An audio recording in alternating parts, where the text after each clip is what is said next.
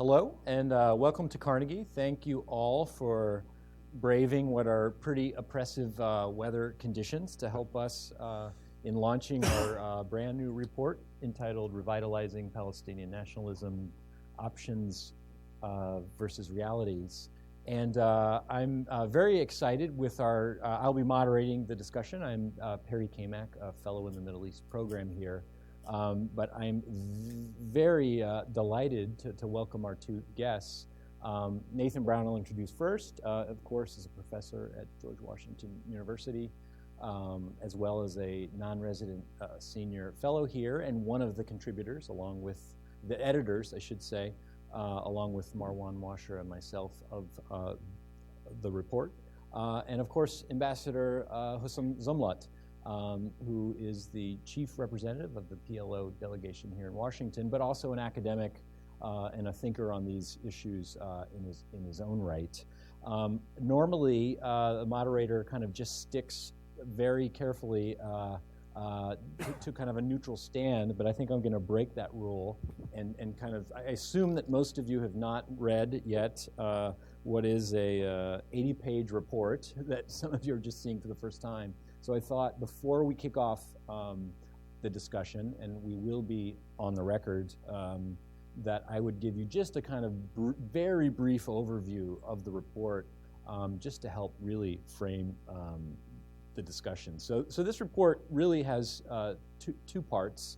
Our goal with this was we felt that there really actually was a pretty big gap in the discussion here in Washington, and perhaps even more broadly internationally, in the sense that there really is, as most of you know, a kind of cottage industry that's been looking at the peace process in all its permutations, Israeli-Palestinian conflict. But we felt that there actually was a gap in the sense that Palestinian politics itself is often considered a kind of black box within at least some of those analyses. So we thought it would be very interesting as part of the Arab World Horizons project, which we have here, to basically try to look at Palestinian politics and Palestinian nationalism not as seen.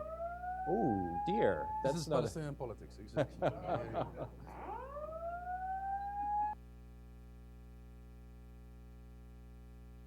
Well, whatever you think of our report, you'll remember. The false alarm. The false alarm, yeah. Yeah, perhaps. I guess we can get started. It's a little disconcerting to have these lights still going on, but let's reconvene. Thanks for your patience, folks.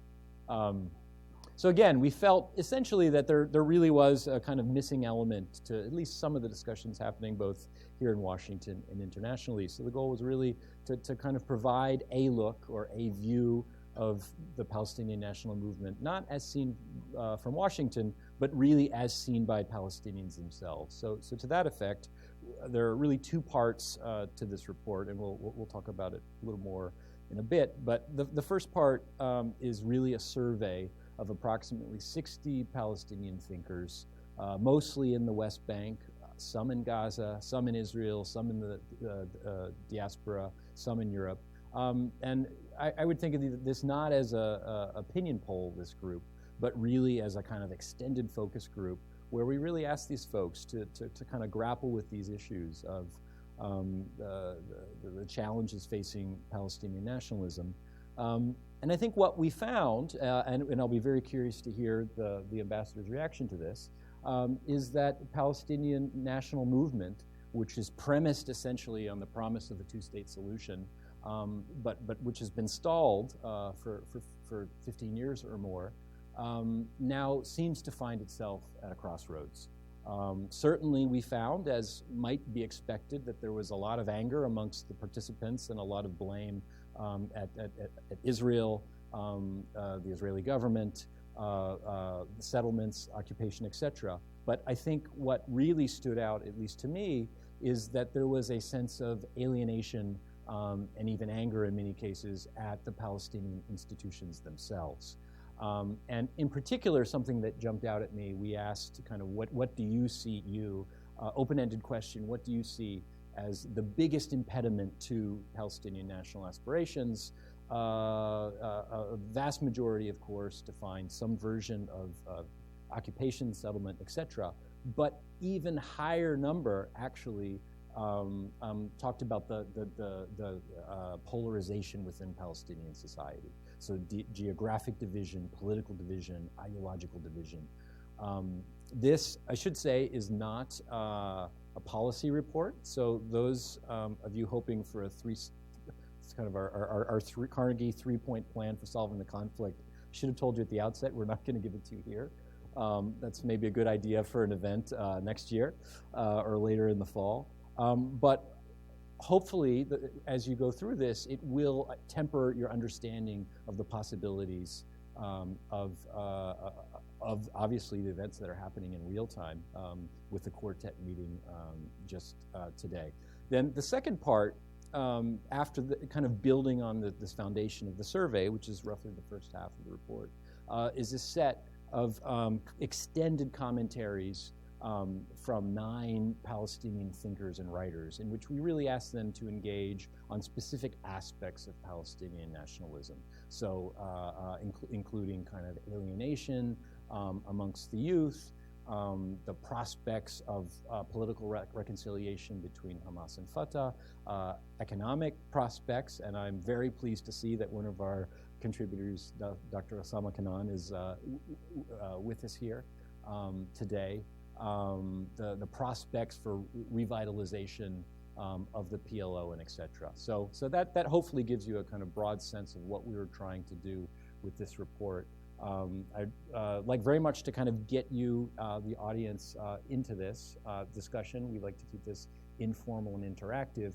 But first, let me start with Ambassador Zomlot and maybe get your perspective on this. You've obviously wear 2 hats, both as a diplomat as well as, but a background in many of the issues that we're, as an academic, kind of grappling with in this report. So what were your impressions as you read this? First of all, let's go back to the story of the false alarm. You know, I was giving a talk in London, and there were like 500 people in a huge hall, and the sound system sometimes does strange things. The sound system, it was like a bomb. So at one point in time, just when I started, there was almost a bomb in the hall.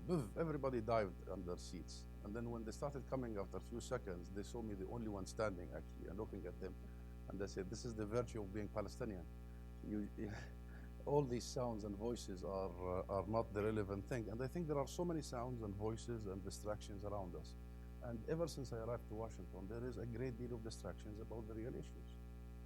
You know, I start by thanking you, Perry and Nathan, and of course our good friend Marwan Lemashir, thanking all the contributors to the report.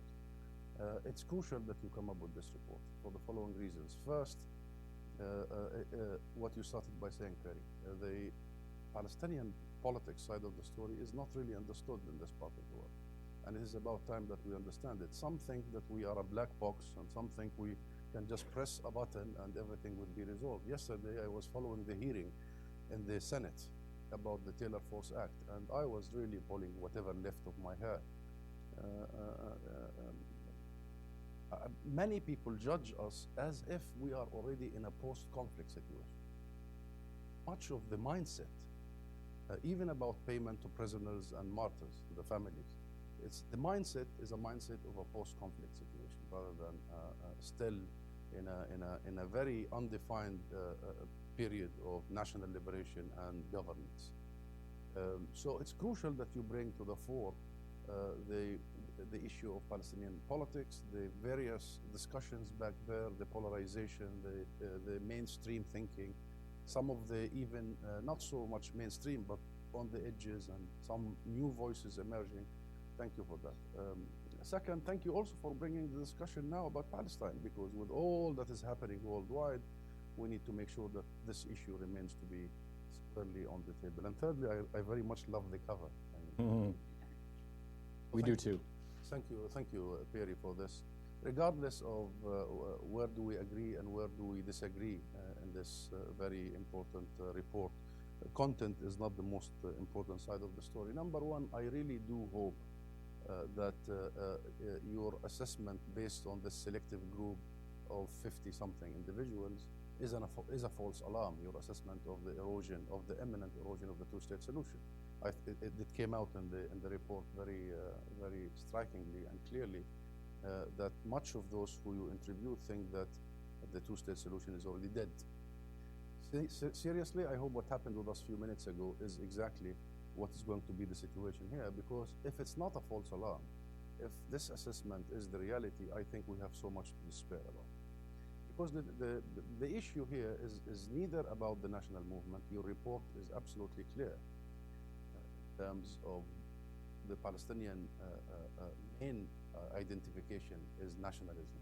I mean the people of Palestine. Still, nationalism is the strongest stream, if you may, among the Palestinian people.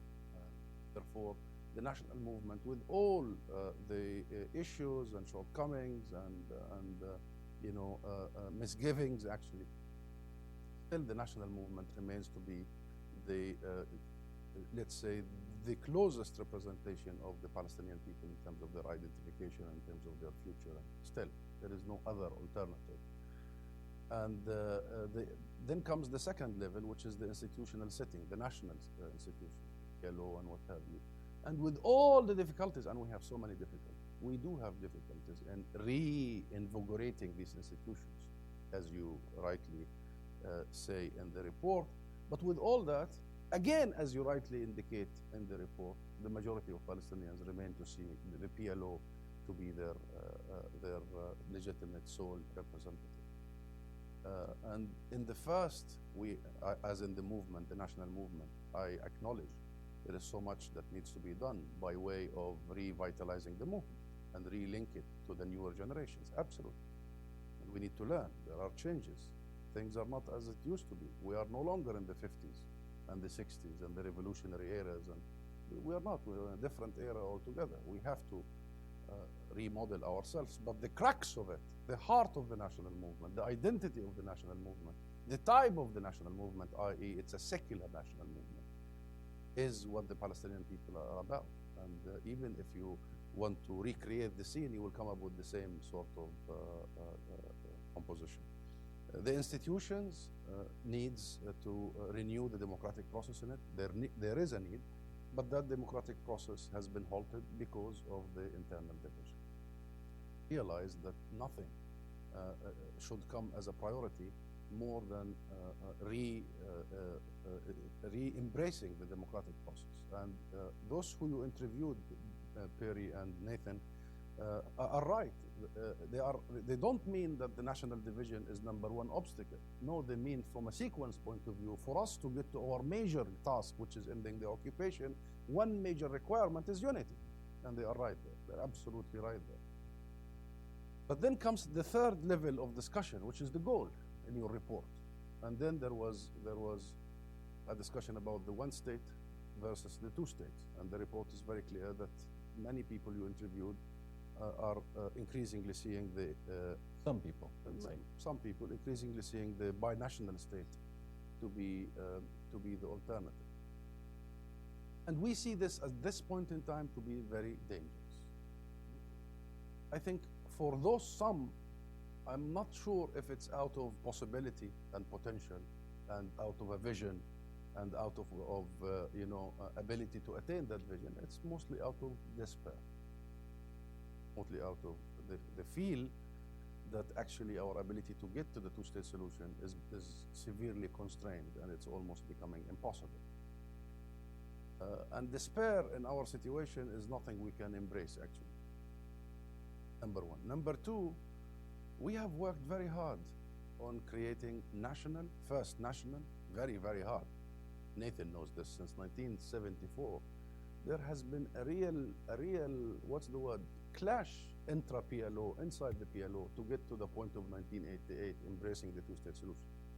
You know, many people in this part of the world think that the two-state solution is our demand, i.e. we are demanding the two-state solution. No, the two-state solution was a condition on us. It was a condition put on the Palestinian leadership in the 60s and the 70s for America, the U.S. administration to engage in in bilateral dialogue and for the peace process to start. But between 1974 and 1988, there were a great deal of deliberations among Palestinians about how do we do this. And then the decision was that we may want to ally ourselves with the international consensus. And I'll tell you, the national work was immense to get to the point of recognizing Israel and accepting the two-state solution. Of course, some of the historians here remember the many Palestinians who lost their lives at the hand of their fellow Palestinians because of that discussion. It was not easy to come to a national equilibrium, to come to in terms with foregoing 78% of what you consider to be your own. Your land was not. When it came about, there was a national equilibrium, and still with us until this day. The majority, and your report does bring this very clearly, the majority of Palestinians see what you call it in the report, a variant of the two-state solution to be the best way forward. Still with us. Second, there is a regional equilibrium that has been formed all over the years about the two-state solution, about the 67 borders, about quitting the occupation of Arab land, and about the Arab Peace Initiative. And that was not easy. It's an evolution until we got to the peak of it in 2002 and offered the Arab Peace Initiative. Some quarters are trying to blur now. Thirdly, we had a long journey in the international community to get to where we are today. Generation after generation after generation, until we get only 6 months ago, the UN Security Council resolution condemning the occupation as an illegal entity, the settlements as illegality, and calling for reaffirming all previous international. And in today's world, to get an international consensus on anything, let alone an issue like Palestine, is a huge asset. You want us to let go of all that and allow Netanyahu to blur the line and allow him to actually turn the de facto control and theft of the land into a de jure theft of the land, if we call for some sort of that's another factor. We have to utilize our strength and then move forward. Fourthly or fifthly, I lost count. Are you sure this is a starter in Israel? I'm not so sure if it's even a starter. If you can find 5 Israelis who would agree on a future at this point in time. Or maybe you'll find 5, but are there 5 heads of political parties? I don't know. I don't think it's a starter. And in fact, those who think that You're talking about binationalism. I talk about the one binationalism. In fact, that was the PLO platform up until 1988 was a one-state democratic egalitarian for Jews, Christians, and Muslims. People think the one-state offer, the one-state formula, is a new thing. No, it was the old thing that we had to abandon because of the Reagan pressure on us for the sake of peace.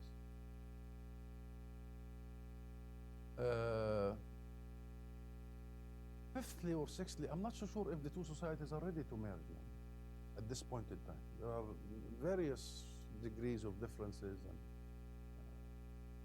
and nonetheless, at this point in time, it would be jumping in the air because it might allow the extreme elements to actually take us into exactly where things are already going, which is a full-fledged apartheid, full-fledged by means of political, legal, or economic discriminations. So we better not to play with the goals. The problem is never with the goals.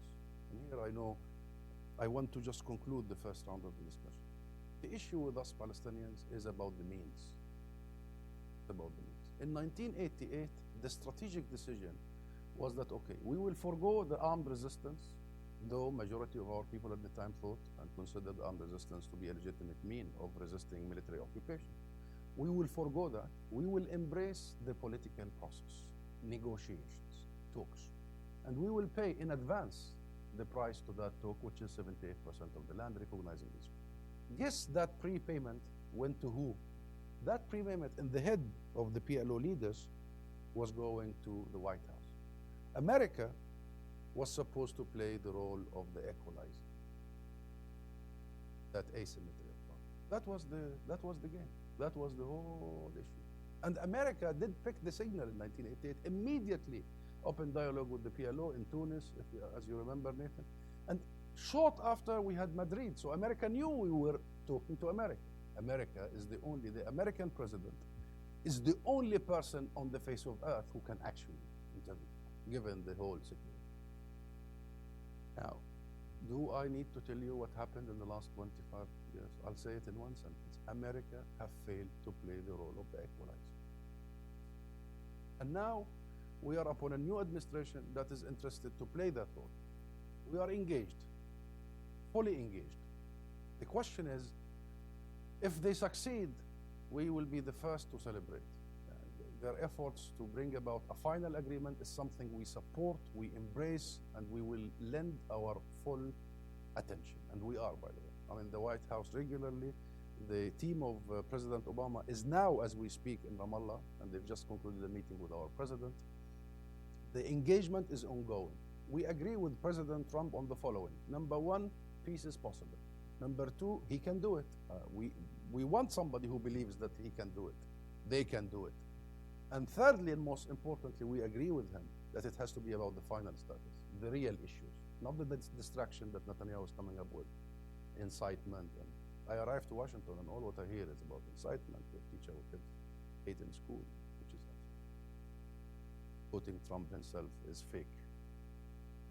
So where I'm going here, to conclude my thought, I'm going here, what if this fails? This is a question we Palestinians and with you and the international community must ask and must answer.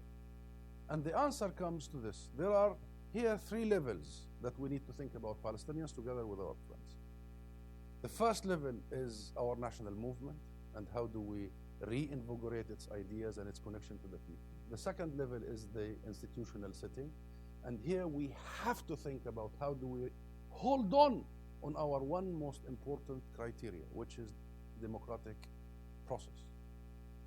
You know, we are the last remaining secular movement in the entire region. Entire region. By the way, that includes Israel. I do not think there is an Israeli secular government now with Mr. Netanyahu. We have to hold on these values and really find ways to reinvigorate it. But these are the two levels must find that balance between, for instance, our government responsibilities and our liberation responsibilities. We have not been able to strike that balance. Because of what? Because of the peace industry. Because of the peace requirements for 26 years. Have you ever heard of an occupier that demand protection by and from the victim? By and from the, or from and by the victim. And we have been doing the security. So you have the security first approach. You have the interimness, permanent interimness. We have to engage in a transitional periods. You have the approach of, what else? Name some approaches of the peace processes. Outside in, right? So we have to bring peace from the region then, which means liquidate the Palestinian issue. We have the approach of culture of peace, i.e. we have to actually normalize the situation before addressing the real issues. And the list goes on and on and on. We Palestinians must find that, okay, is it in our interest to do security coordination? It might be. And you know, we also need security, but we have to define it and we must link it to our liberation stage. This is the link that is upon us, we Palestinians. And we must also decouple our international work from peace processes. Said who, it's either or. Said who, it's either or. In fact, it's reinforcing. If you seek recognition of the state of Palestine, you are also seeking recognition of the state of Israel at the same time. It's the two-state solution. And I know we have responsibilities to make, but there is one major responsibility on you. On you, I mean the elites and the policy world and the writers and the public opinion shapers help us. Because everything we attempt to do, and we are, it's not like we are still. We're not still. Only 2 days ago, we got a resolution from the UNESCO about Hebron. We are not still. But help us define a legitimate, non-violent, legal means to leverage our situation and to put some sort of a cost associated with the illegality. When we go to the UN, now the Israeli government has a term for it. They call it diplomatic terrorism. Really? Seriously? No, serious. Have you heard about it? Abu Mazen is a diplomatic terrorist, they call him. And I'm a sub-diplomatic, whatever. How can you merge diplomacy with terrorism? I have no idea. If some of us think that it's The Hague and the International Criminal Court, a place where we can build some sort of legal parity and bring an end to the illegality, it's called the nuclear option. When some international activists decide to use means to pressure the illegality and those implicated in the occupation, they use so many other terms like anti-Semitism and what have you. There was an article in the New York Times the other day by Marwan Barghouti. I read some comments that this is journalistic terrorism. What is this? What are we supposed to do exactly? What means that are upon us and available for us to confront the reality? Is there anybody in this hall that doubts for a second that Netanyahu is not interested in a solution? You know, throughout the 25 years of making peace, attempting at making peace, we had two groups in Israel, the center left and the center right.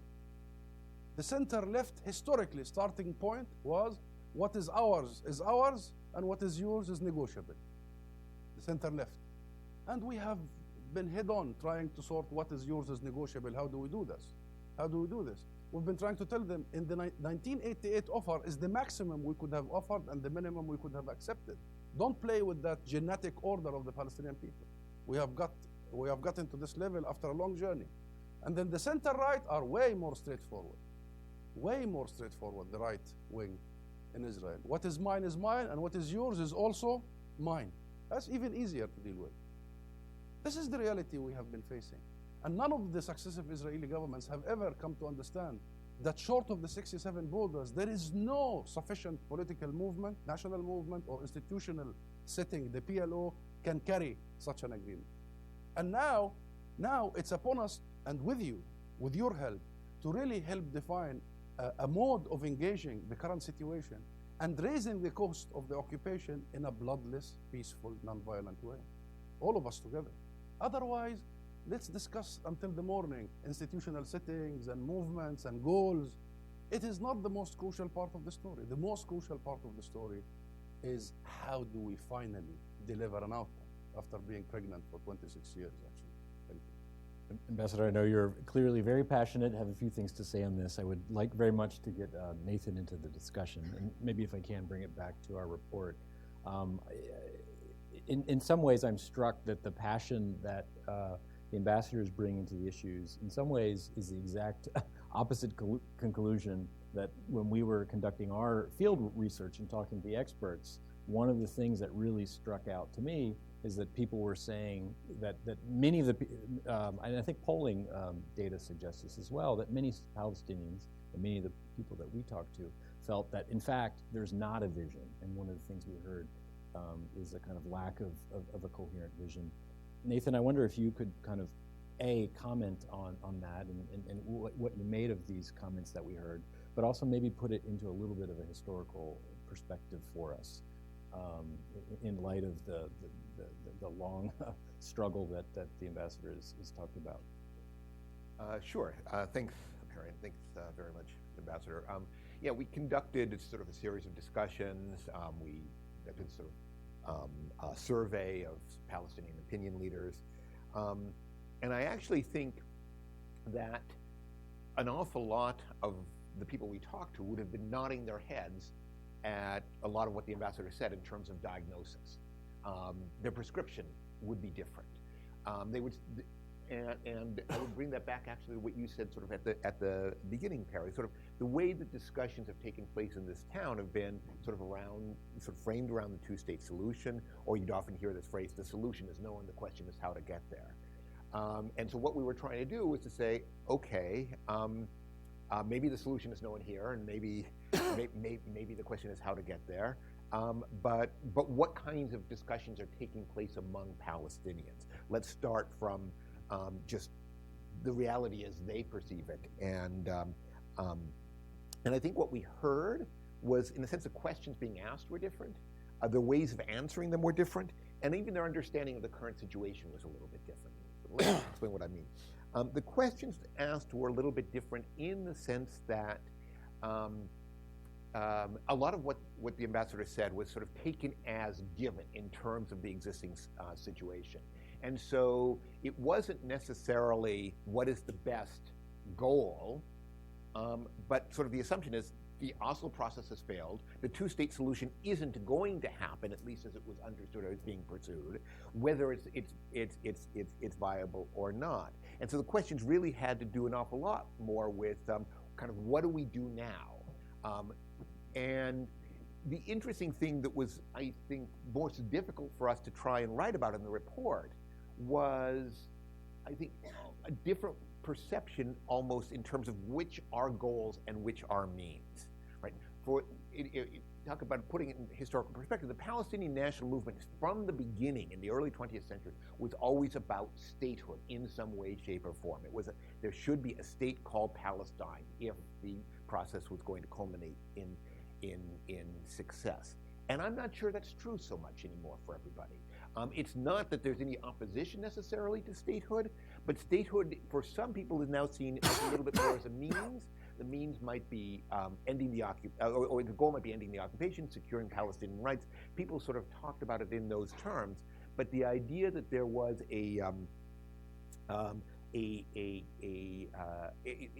a sense, in that way of thinking, the state becomes a means to an end of securing Palestinian national vision, and maybe that's not the appropriate one to discuss right now. So there's a conflation or a confusion kind of which are means and which are ends that I think made it a little bit difficult for us sometimes to understand and even write up some of the discussions that we heard. Which is a means and which is an end. But to me, what is most striking again is the degree to which the discussions didn't always center around statehood, or which discussions about one state versus two state didn't necessarily dominate the discussions. They have them, but it wasn't necessarily the most pressing issues. Ways of answering the questions, I think, are a little bit different. The way that these discussions were carried out by Palestinians in the 60s and the 70s sort of tended to focus around ideology, Arab nationalism, Pan-Arabism, Palestinian nationalism. What was the relationship between these two? Hamas comes on the scene in the 1980s and introduces sort of an Islamic, an attempt to sort of come up with an Islamic version of this. It's not about ideology anymore. The discussions of the 80s and 90s were about diplomacy. At this point, I think what we heard an awful lot more was about discussions about the Palestinian future tended to get into issues of demography and geography and sociology. In other words, this is a long-term generational struggle. It's no longer about what to do about the next quartet meeting, what to do about a Security Council resolution, what to do about the latest American initiative or anything like that. These are sort of tuned out. And so the way of answering questions really tended among a lot of the participants, I think, to focus on much more sort of long-term, sometimes even tectonic developments. Conditions differ. I mean, and this gets into the issue of opening the black box of Palestinian politics. I think a couple of things were clear from most of the participants that we talked to.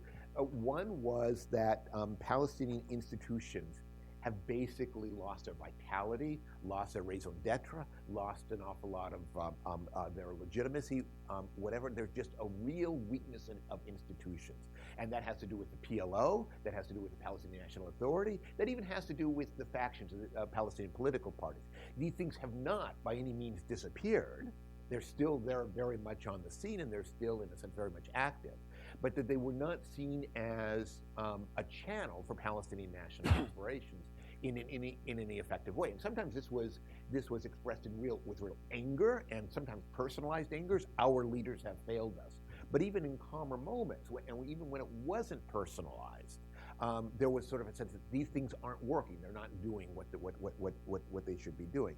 And the other thing in terms of sort of opening the black box, mentioned Perry, is this idea that there is no national strategy. And if there was any kind of consensus in the room, that's what we really need. That's where we really have to start. We need to have some kind of viable national institution, and people would talk about the PLO almost in a schizophrenic way.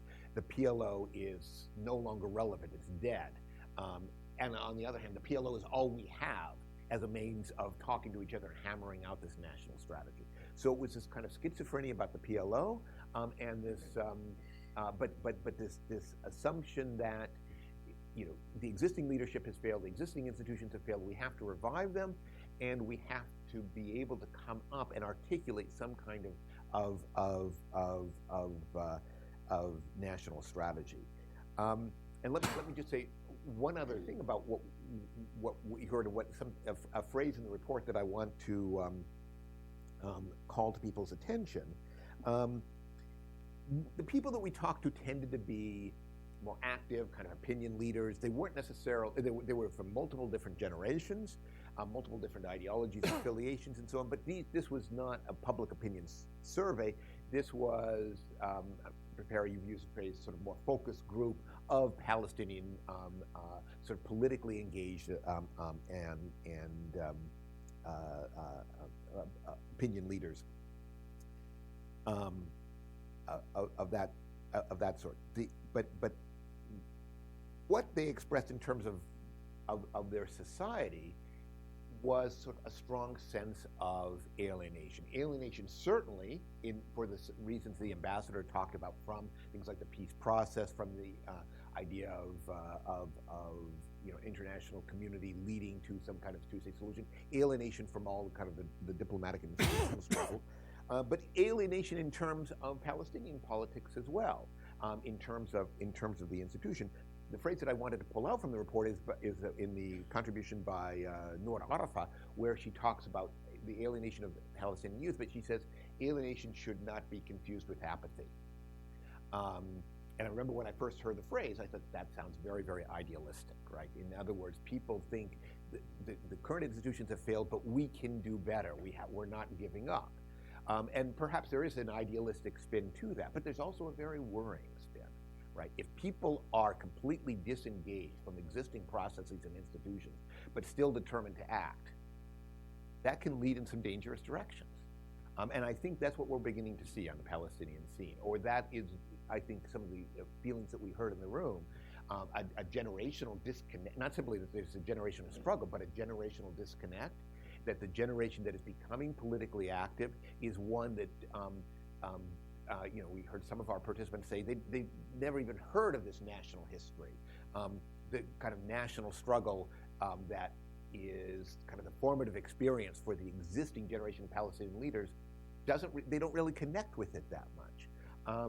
And the idea of, I think, energy that is not harnessed to any kind of program, strategy, or set of institutions is one that can lead in some potentially very worrying directions. Great. I want to do one more lightning round, or at least relative lightning round, and ask you kind of pick up where you left off, Nathan. 2 minutes for each of you. And I agree that there was this sense of apathy, which you could see apathy, but kind of energized apathy, if that's an expression for it. On the other hand, I would say if there, this is not light reading. Spoiler alert: it's not a particularly uplifting report. But I would say if there is a kind of glimmer of light, it was the kind of idea that there is a kind of new generation, younger generation, kind of subnational civil society student leaders that are there, that we're approaching probably a moment of kind of generational transfer, and that there is this capacity that could step up. And so I guess I would ask you, both of you, in 2 minutes, the kind of what is the potential for these institutions that we've been talking about, that I think we all agree that regardless of the circumstances, have been kind of atrophying institutional capacity. What is the capacity of these institutions to rejuvenate themselves and kind of incorporate this new nascent generation of leaders? Ambassador, and then Nathan, and then we'll go straight to bring the audience into the discussion. No, I'm considered to be the young generation still, until this year at least. And I did run the elections for the Fatah Congress, the 7th Congress. Oh, by the way, we just had a 7th Congress for Fatah, for the movement. So some of the democratic process is adhered to, at least. And I did win a seat in the Fatah Council, and I came 6th.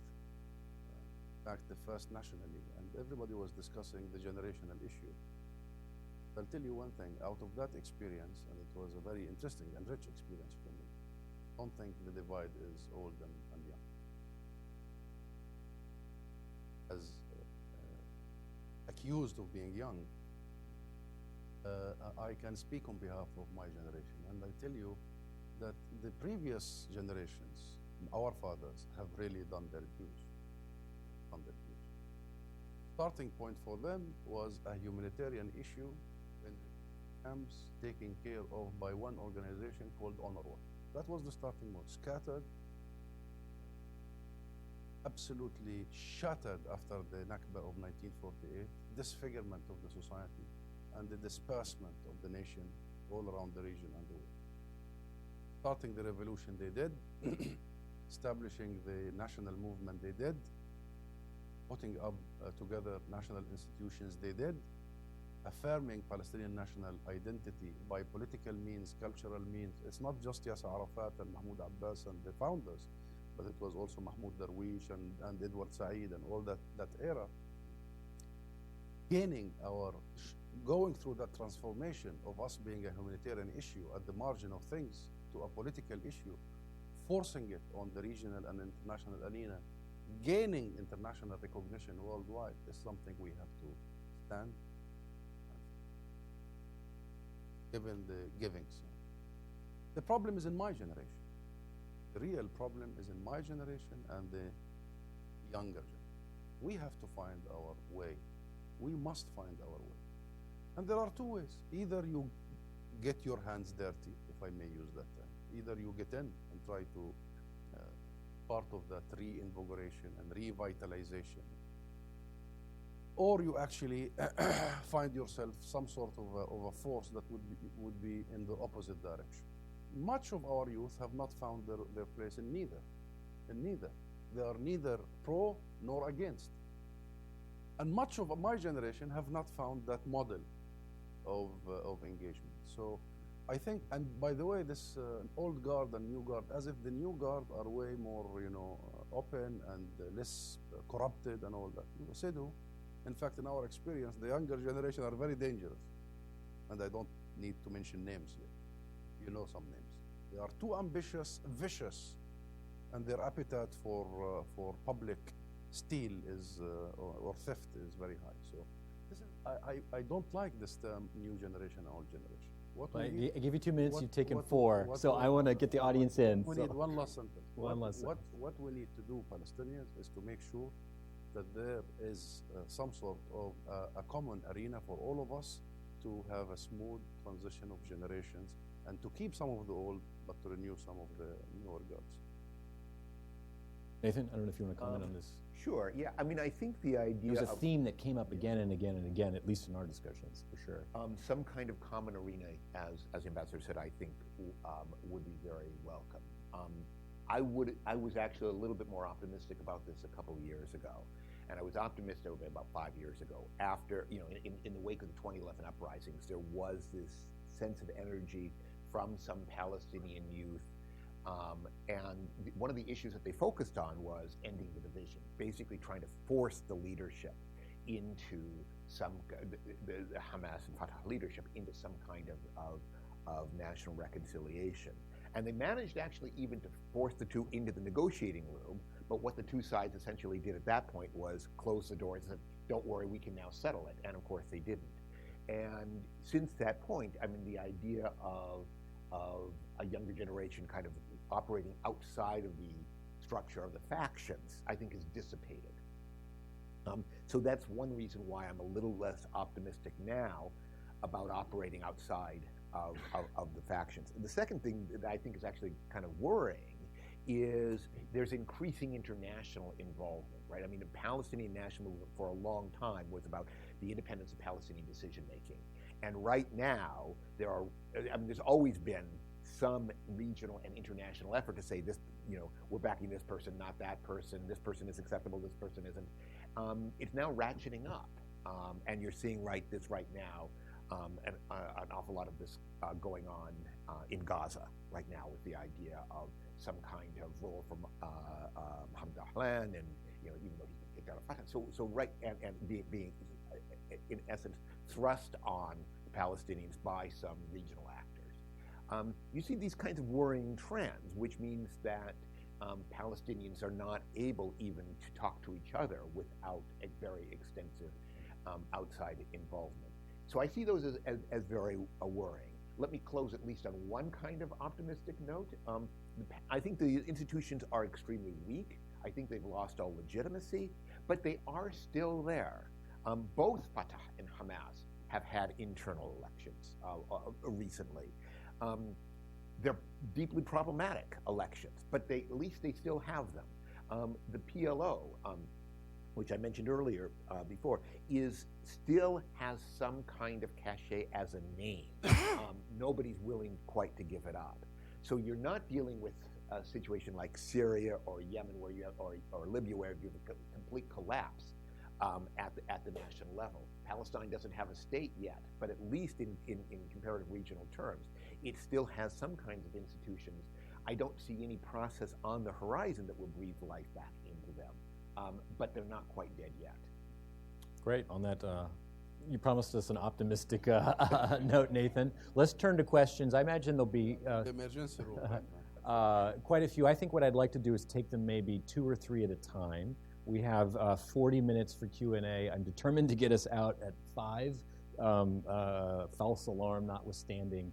And just a reminder, we're on the record. Please identify yourself and phrase your comment in the form of a question. The first hand I saw there was the gentleman in the red and maroon shirt. My name's Dan Lieberman. I'm a writer. Yeah, we talk about two-state solution and one-state solution, but it seems that Israel is providing its own solution, which is a no-state. Israel has no borders.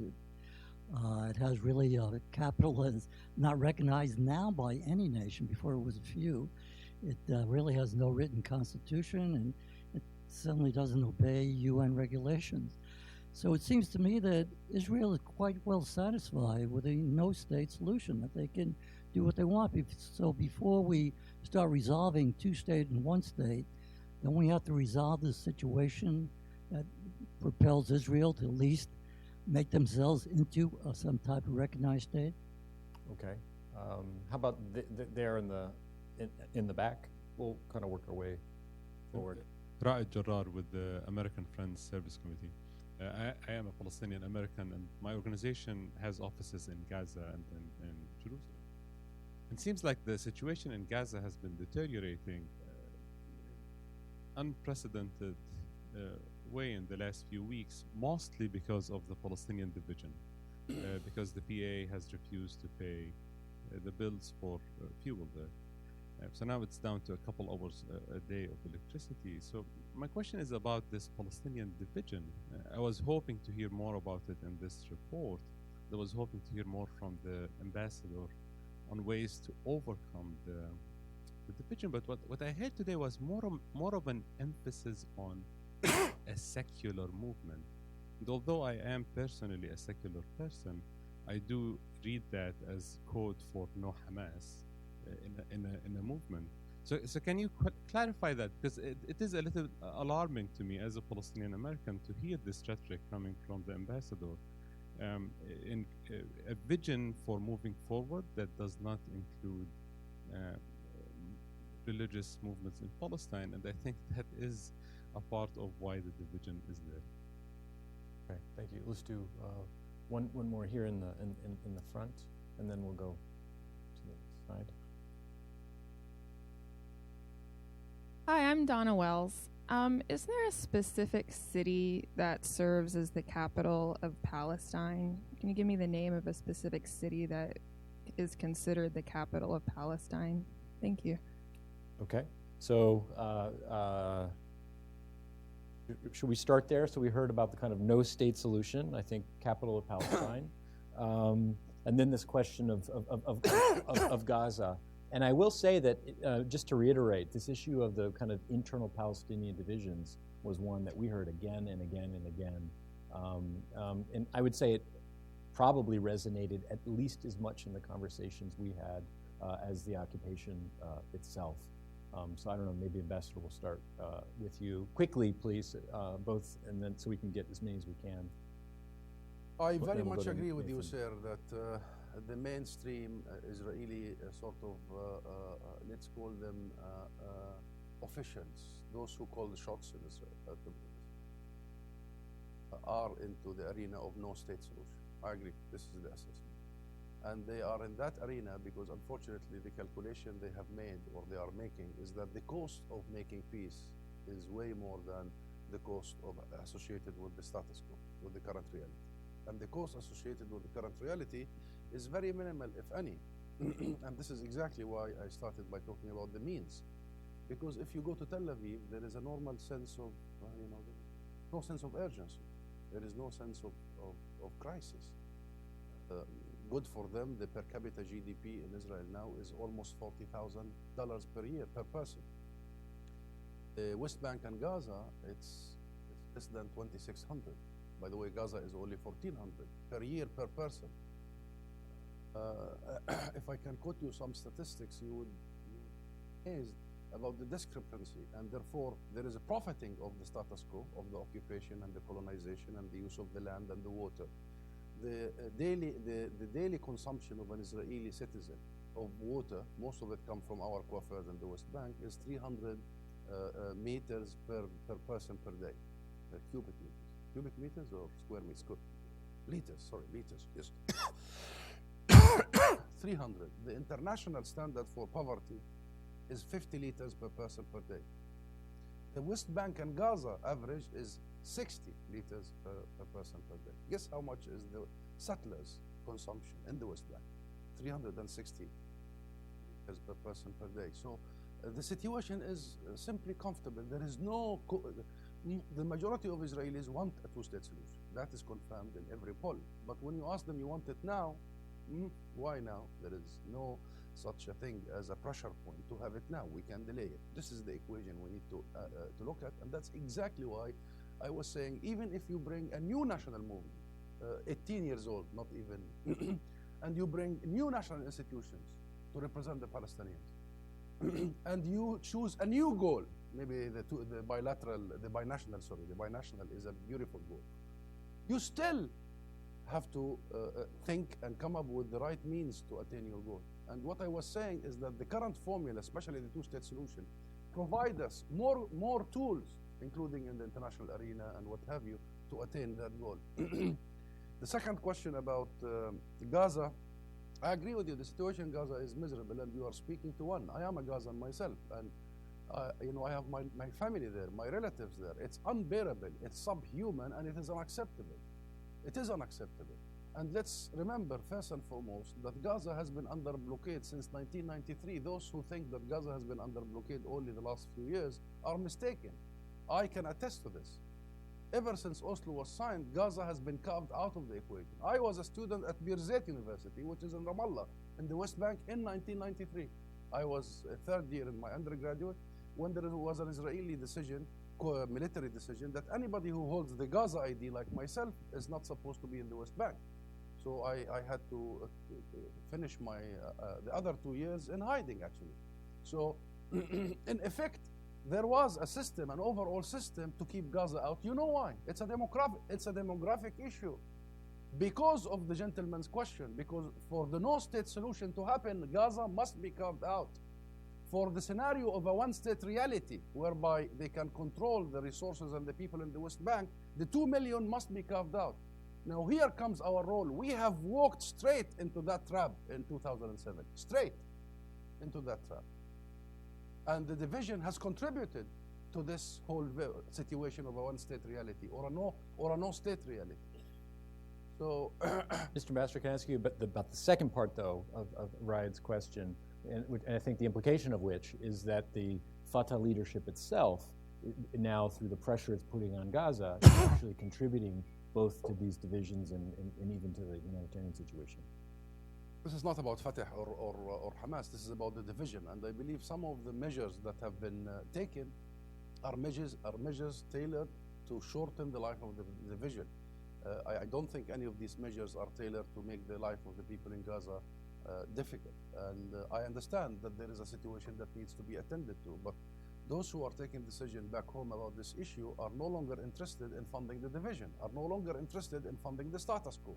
Those who have taken a decision think, whether rightly or wrongly, this is not the discussion, they are waging a war against the division.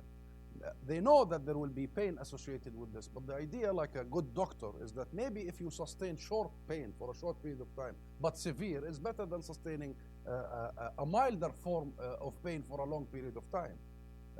Nonetheless, the policy needs to be discussed. The well-being of the people of the Palestinians in Gaza needs to be prioritized.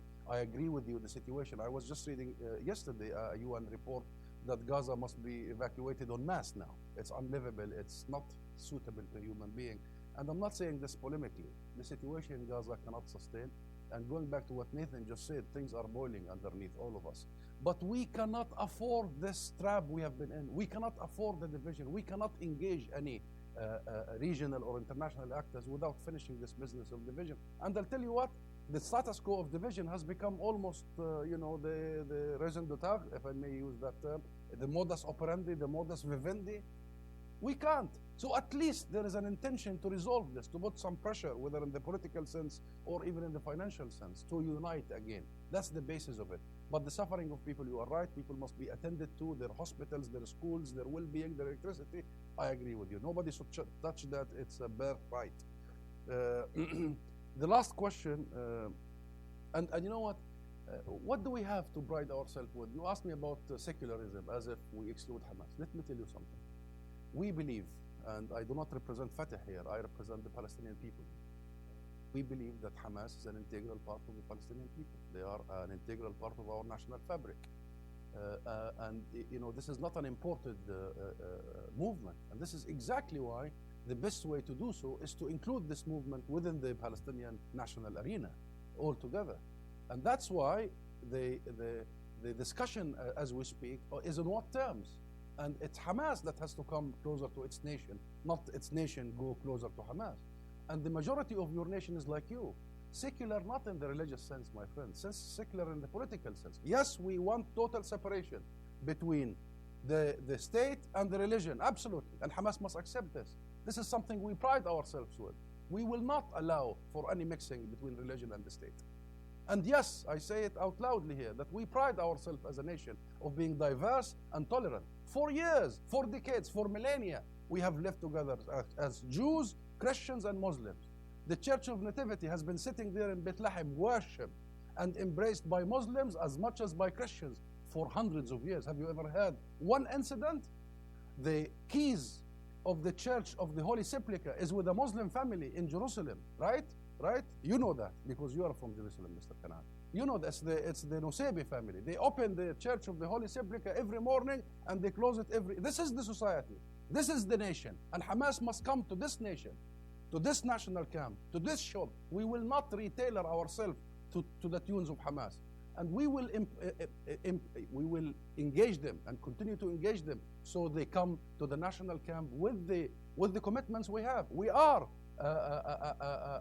an entity that have committed to the region and to the international community. And we are committed to international law. And we are committed to international legitimacy. No way we can accept a different arrangement. The last point about very quickly. The last point about the capital of Palestine. The capital of Palestine is unfortunately under occupation, military occupation. That is East Jerusalem. And according to international law, including the U.S. policy, by the way, East Jerusalem is not recognized to be under the Israeli sovereignty. So East Jerusalem is the capital of Palestine, but we do not exercise sovereignty or control of our occupied capital. Nathan, do you want to jump in? Yeah. Quickly, so we can get... Sure. Let me just respond then briefly. The three questions. The first one, the gentleman's about Israel. I would think that most of what you said would be axiomatic, except as axiomatic. You put a question mark at the end. There would be periods at the end of most Palestinian political discussions. This is just how Israel is. I'm not necessarily. This is not my view necessarily, but this is the way that Palestine. This is the starting point for Palestinian discussions. We talk about the lack of faith in the Palestinian leadership. I don't think that there was anybody that we talked to who was saying, oh, there's these Israeli leaders who would be different, or if the next Israeli election results in this kind of Labor Party doing better or this sort of thing. That's just not how the discussion takes place. The other two questions I'm going to actually about the division, about the capital, I'm actually going to try to combine a little bit. Yeah, the division is just very, very big in for a Palestinian population that clings very much to this idea of national identity. The fact of the division just weighs very, very heavily in discussions. In terms of what is the capital of Palestine, yes, there are three answers to that question. The capital, in terms of the consensus of the national movement, is Jerusalem. The capital in the administrative sense for the West Bank is Ramallah. That is to say, Palestinian National Authority institutions are headquartered in Ramallah. In Gaza, you've got a completely different set that don't acknowledge that don't acknowledge Ramallah. So you've got, in a sense, three capitals. One which doesn't serve as a capital, the other two of which are administrative capitals that don't really talk to each other. The division, I want to say, also goes a little bit deeper than that. It's not just a division between Fatah and Hamas, although that's the one that gets most of the discussion.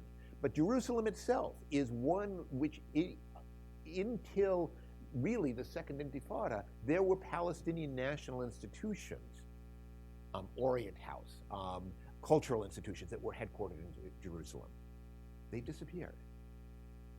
And Jerusalem is, in a sense, cut off, not as severely as Gaza, but it is cut off. What about Palestinian citizens of Israel? This was actually a big part of our discussions. To what extent are they part of the national community? To what extent is a new political movement for Palestinian citizens of Israel? To what extent is it part of the Palestinian national? What's its relationship with the Palestinian national movement? The PLO is the slogan is a sole legitimate representative of the Palestinian people. That includes the diaspora. What the Oslo process concentrated leadership in the West Bank and Gaza. What is the relationship? What is the division between Palestinians in the West Bank and Gaza and those in the diaspora? These are questions that don't necessarily focus attention so much on day-to-day political struggles between Ramallah and Gaza and so on, but I think they weigh very much in kind of the background of discussions about the way in which institutions don't unite Palestinian society and politics, and in ways in which many of these divisions are getting worse. If I could add one kind of observation from our discussions that we had as part of this. As Nathan said, we brought together kind of different components of the kind of broader Palestinian nation. And one of the most interesting things in my mind were the kind of discussions between Palestinians in Israel or Israeli Arabs and kind of folks from Gaza and West Bank. In a sense, actually, that the Palestinians in Israel, actually their politics have become quite fertile, and kind of what is the longer term implication of that for broader Palestinian politics in terms of this national rejuvenation that we're talking about. And I don't know that we heard any answers, but it certainly, I think, is a factor to watch going forward. Okay, let's do this side of the room. Lots of hands are up. Let's start with, maybe I saw Mitchell earlier there, and maybe we'll take maybe 4 or 5 questions. We've got 20 minutes or so left, and see how far we can get. Mitchell Plitnick, the moment independent journalist. So, Husam, you mentioned the work that the Palestinian Authority right now is trying to do with the Trump administration. So my question sort of focuses on, where the Trump administration itself is actually going in regards to Palestine. You have an administration now that, they're essentially waging war in the UN. You have a UN ambassador, an ambassador to the U.S. ambassador to the UN who openly states that she will oppose with everything she has any nominee for anything at the United Nations who is Palestinian, just by virtue of that person being Palestinian. You have the U.S.'s hysterical reaction last week to UNESCO. And when Israel responds to the UNESCO resolution by saying, well, we're going to build even more settlements here and there, now the Trump administration is silent. That doesn't seem to bode very well for working with the Trump administration, but also it seems like it's going to be even harder for Palestine to work through international institutions now. So I'm kind of wondering what the PA's thinking is there, and on the global scale, is there any national strategy that includes what's happening with the BDS movement? All right. Let's start with the lady in the back, and we'll move forward. Thank you. Diane Perlman, School for Conflict Analysis and Resolution at George Mason. Well, anyway, speaking of the nuclear option, I just got back from 3 weeks at the UN for a nuclear ban treaty, which passed on Friday, which was a great celebration. And the Palestinian delegate, if I'm correct, I think it was the first treaty that Palestine delegate voted on. And he was very, very proud of that, and he was also they were very impressive. So I guess two questions. Was that well reported in the newspapers, and was it a source of pride? It was not here, and also it was boycotted by all the nuclear weapon states in Israel, of course. And also I had the impression, like when Abbas first went to the UN for recognition, and Netanyahu and many Israelis were like very negative about it, it seemed to me that it's in Israel's interest to have the Palestinians, you know, have a sense of pride and joy, and for Abbas to be a stronger leader in their eyes, and, you know, a stronger leader to negotiate with. Of course, they're not thinking on that level, but something I thought about. I just would like your opinion on that. Okay. This is too sophisticated for them, my friend. My name is Marcus Montgomery. I'm with the Arab Center. Mr. Brown, you mentioned there's kind of a combination of alienation and political energy in the youth in Palestine, and that it could lead, if unharnessed, it could lead to worrisome outcomes. I was just wondering if you could unpack that a little bit. Does that just mean, you know, more fracturing, or does that inherently mean violence? Let's do up here in the, Miriam, here.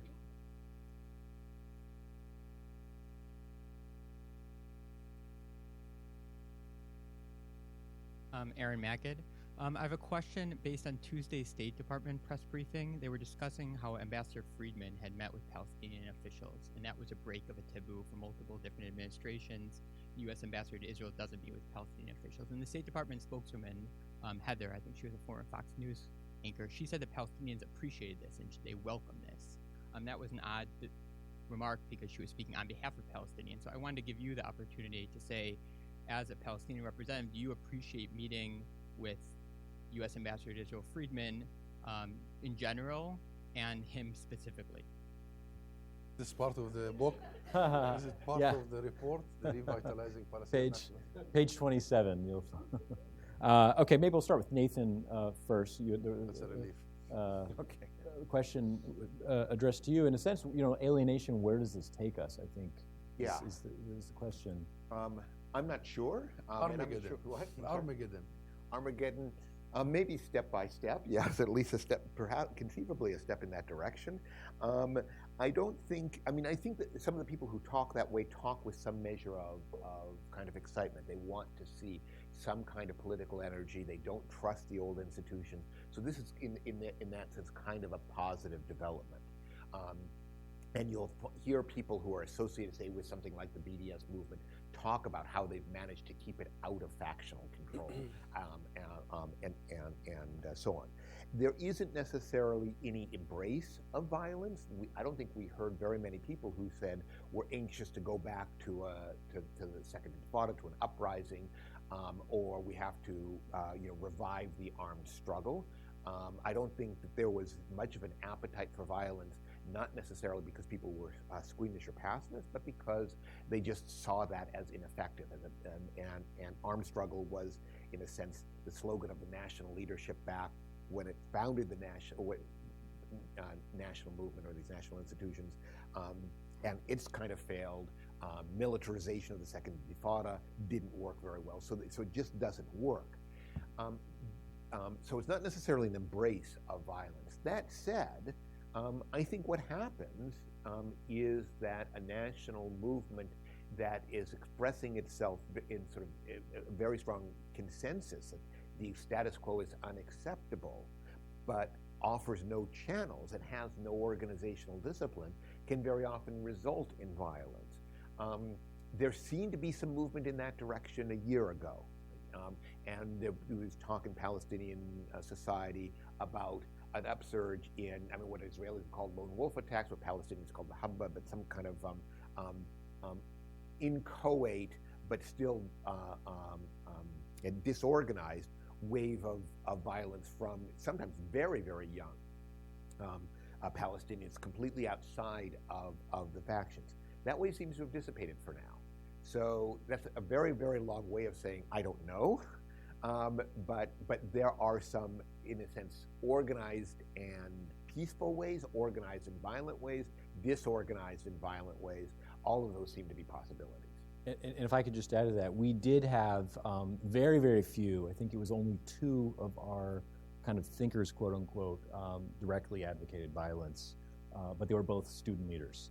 And so, which I think basically tracks, if you look at Khalil Shikaki's kind of polling, I mean, it kind of consistently finds that the kind of segment, perhaps not surprisingly, most, both because of age, but also because of their experiences, most prone to support violence is the young, which does you know, I think as we've heard here today, creates some worrisome signs potentially if the situation stays as it is.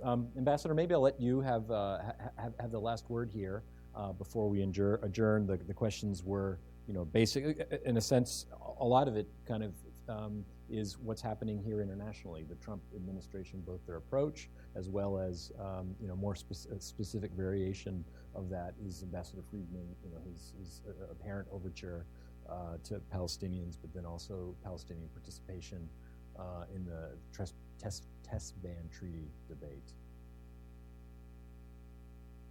The ban, sorry, thank you. Yeah, thank you. I'm clearly not part of the non-proliferation program here at Carnegie. Yeah, the first question was about Nikki Haley. Whatever Nikki Haley thinks or does, that's up to her. But there is something called international law. There's something also called U.S. long-held policy. Now, I think she is way on her own about all that she does and all that she says. On her own. A one-woman crusade on the Palestinians. She sent a letter officially. You can quote that, by the way. We're on the record, so either way. Yeah. She sent a letter to the UNESCO just when we were seeking a resolution that lists Abrahamic Mosque and what they call it, the patriarchs, Tomb of Patriarchs, as a Palestinian heritage that should be protected by the international community.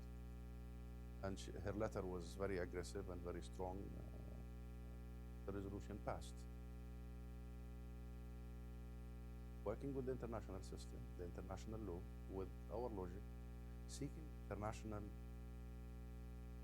issue and applying international law is something that is within our right, and we will. They at full, by the way. Not paid us. Can I use that term? And I hope that instead of the rest of the world, the 6 billion people around the world, go the Nikki Haley way, I hope Nikki Haley is going to be sooner or later coming to the 6 billion people. Way the 6 billion have formed their international system and international. No matter what her motivation is, which does not seem to be professional or related to her post. She's thinking way beyond her post, most likely. How is that? You like that, didn't you? Okay. Question about, of course we would join a ban treaty for the nuclear. We are the ones who suffer the most from militarization to start with, let alone a lethal mass destruction weapon. So we're proud and we're happy and we're delighted, and we'll continue pushing for a ban on such weapons of mass destruction, particularly nuclear weapons, worldwide. That's our position. And in fact, that's why we always seek, we don't even seek a military when we establish our own. We think, you know, the best defense for oneself is neighborly relationship. And no matter how much weapons you have, this is not going to be the why you're defended. Israel has has 260 warheads of nuclear heads. Israel has the 4th strongest air force army in the world, actually. And this does not bring security. Walls do not bring security. What brings security is normalizing your existence and relating to yourself, to your neighbors, and to the region you live in. And zeroing any crises and any issues, conflicts, addressing political issues rather than just putting it. We are wholeheartedly with that agreement and with the universal agreement on banning such silly weapons. The last question about Mr. Friedman. But it also ties in, I think, with the question of kind of faith in the Trump administration's approach.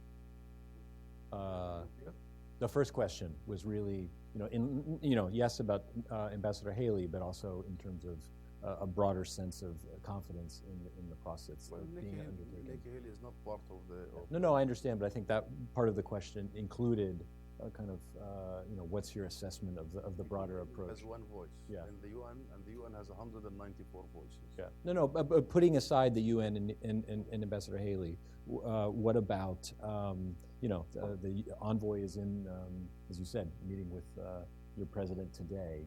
What's your sense of, is there real prospect for success? I mean, many experts, I think some of us on the stage included, look at the situation and say, look, given the statements of both the leaders on both sides, the divisions we're talking about, it's hard to see a kind of pathway to meaningful negotiations, let alone progress on the ground. President Trump has stated publicly and privately his interest to broker a final peace deal. Invited our president to the White House, and it was a very positive, constructive meeting. Good chemistry between the two leaders, trust sort of relationship, trust-based relationship. And the President of the United States of America declaring early on in his office that he wants to intervene and bring about a final status issue is something that we support. As simple, as straightforward as that. We do want to discuss the final issues. We do want to discuss borders and Jerusalem and settlements and refugees and our natural resources that are being stolen on a daily basis. We don't want to discuss distractions and diversion. So we are with him in that. Yet that declaration of intent is yet to be supported by a plan. We still engaging. Today, just this afternoon, there was a meeting with our president in Ramallah. The engagement is happening. As of today, we haven't heard yet. My expectation, personally, is that the American side, the Trump administration, is interested in a final deal, what President Trump describes as the ultimate deal. He thinks he can do it. He thinks it's possible. He thinks he has sufficient will to do it. I think where they're going to run into issues if they haven't run into that issue already, Netanyahu's huge retaining wall, rejection of any discussion of the final issues. If they encounter that rejection, maybe they have already, then the question comes what they are going to do about it. That's what we are at right now. But we support this effort. It's the right effort. It's the right approach to focus on the final issues as opposed to all these peace processes and in, out, and security and all that. It's good to focus on and in a short period of time, and we have a strong American president who wants to be the arbitrator. All that is good. All that is good. Friedman comes in this because it was the choice of President Trump, not our choice. We don't decide who's the American team to negotiate with us. The only thing we made sure of is that of the ambassadorship between the two. The one who represents America in Palestine is the Consul General in Jerusalem. So the one who attends meeting with our president is the Consul General, and that's what happened. But the meeting you are referring to happened in West Jerusalem. It did not happen even anywhere inside the 67 borders. We will make sure, for the sake of the U.S. and for the sake of the protocol and the long-held arrangements, that line is not mixed. Had Mr. Friedman been an advisor to President Trump, we would welcome him in Ramallah. But he happened to be the ambassador to Israel. And this is the issue. The issue is we have an ambassador of America to Palestine, regardless of what they call him, Consul General. The issue is that of protocol purely. So we hope that he's going to be what President Trump expects, a good addition to the negotiation team, and will push the peace efforts forward. Well, we obviously got a little bit afield from our report, but in some sense, I think that's the point. That really is the point of this. Is obviously these discussions are happening daily, but hopefully we've shed some light in terms of this black box of Palestinian nationalism. So please, thank you for coming. Why don't you join me in thanking our guests.